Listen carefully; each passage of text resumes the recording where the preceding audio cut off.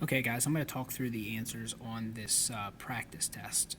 But before we do that, what I want to do is go give you guys a Unit 2 formula sheet that'll help you, and you can use this on your test. So here's the formula sheet that I came up with. The first thing that I want you guys to have is possible the effects on any arbitrary point x, y for all of these different transformations that we can do on the coordinate plane. So essentially, if I have a point xy and I reflect it over the x-axis, I'm going to end up negating the x-coordinate. So the point xy will turn into the point negative xy. So we've gone over all of these in class. The ones at the bottoms, the vectors, remember that is a vector right there. So essentially it's h is the horizontal component, k is the vertical component. So essentially you just take the x coordinate, you add h to it, you take the y coordinate, you add k to it, and that's how you change the point xy. S sub k is the size change, so we take the point xy and multiply both x and y by k. And these other ones we came up with when we did the rotations on the graph paper. So I wanted you guys to have those so you can pause the video and you can write those transformations down, and I'll be referring back to this formula sheet as we go through the problems. The next thing I wanted you guys to have were preserved properties for transformations. So these were the transformations that we've done this unit: size changes, rotations, translations, reflections, and glide reflections. So, and then a size change, everything is preserved except distance. So if you think about it, something's getting bigger. The angle measures don't change, the betweenness doesn't change, collinearity doesn't change, but the distances do change. The orientation does not change. Remember, orientation is about how you name the figure. So, for example, if I have triangle ABC, as I walk around this triangle, I can kind of see this has a clockwise orientation. As I go A to B to C, I'm going clockwise. So if I reflected that over a line, it would change for every one of the reflections. And I'm just going to show you here. I know this isn't exact, but you can kind of see as I'm done. A, B, C. And now if I name this triangle A prime, B prime, C prime, you can see that the orientation has reversed. So it went from being clockwise to counterclockwise with each reflection. So a rotation, the orientation is preserved because you're reflecting over two lines. The same with the translation. You're reflecting over two lines, so it reverses once and then it reverses back. A single reflection, the orientation would change, so there's no change there. And then the glide reflection. So you're doing the glide and then you're doing a reflection, so the orientation changes with that one as well.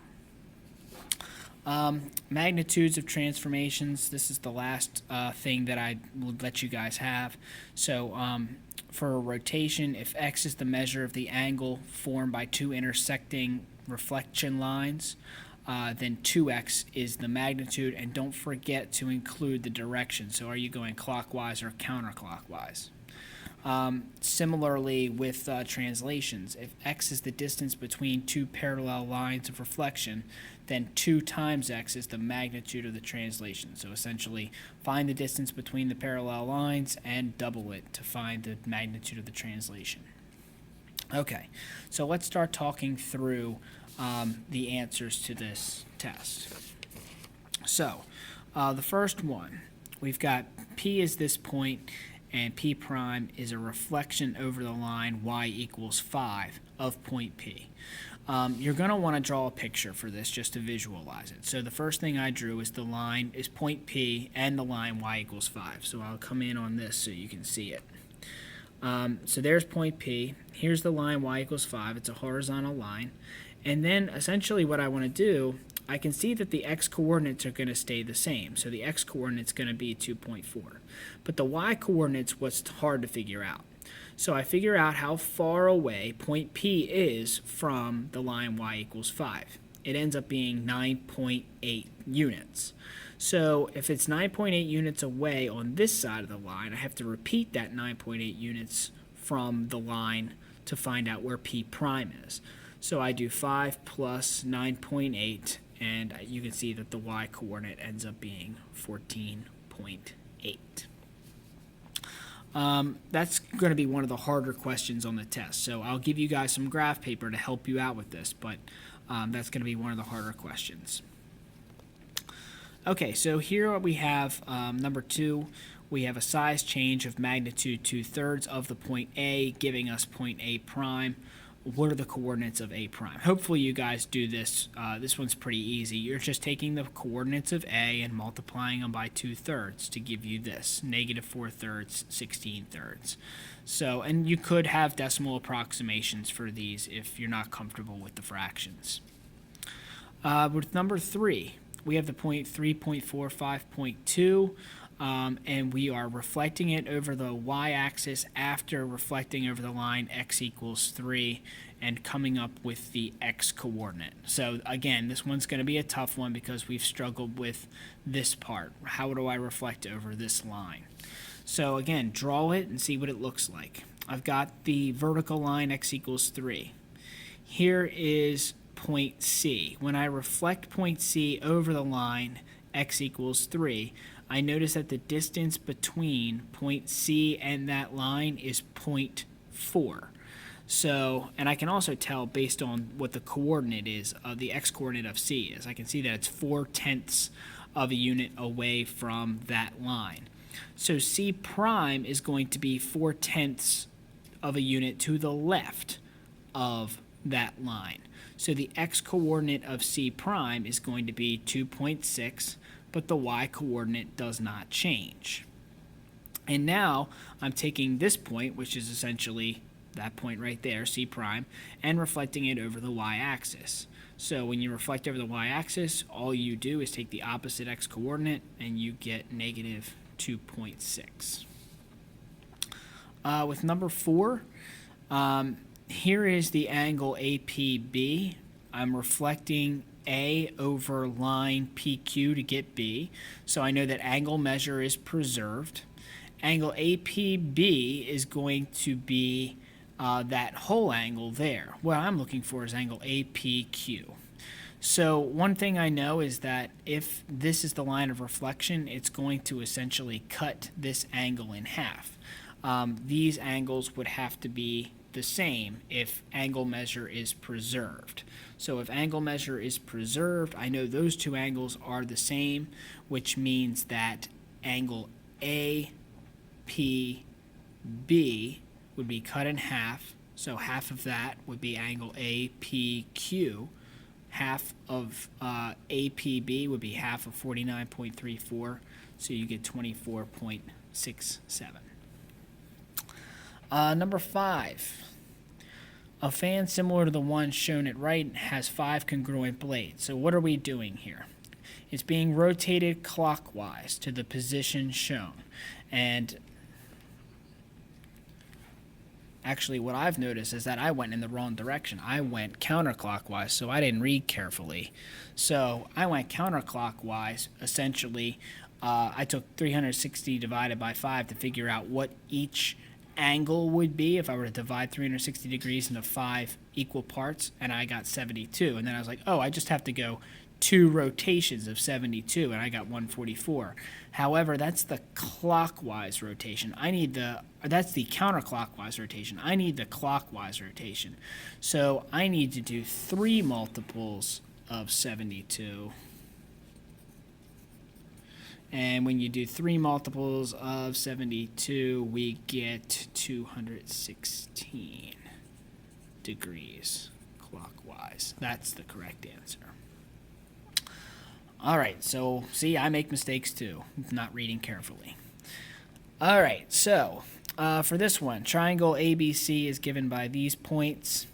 And then what we're going to do is rotate 90 degrees counterclockwise about the origin. What are the coordinates of point C?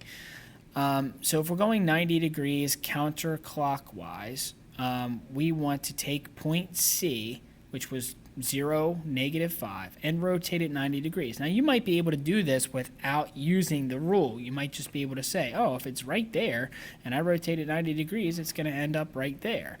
That's great, but if I refer back to that formula sheet that I wrote down, a 90-degree rotation counterclockwise will take the point xy and turn it into -yx. So I can just take the point 0, -5, and it'll become the point 5, 0 using that rule that I wrote down. I did the other 2 points just to check to make sure that it worked and to show that you can do this both ways, or that you can continue and find the image if you wanted to.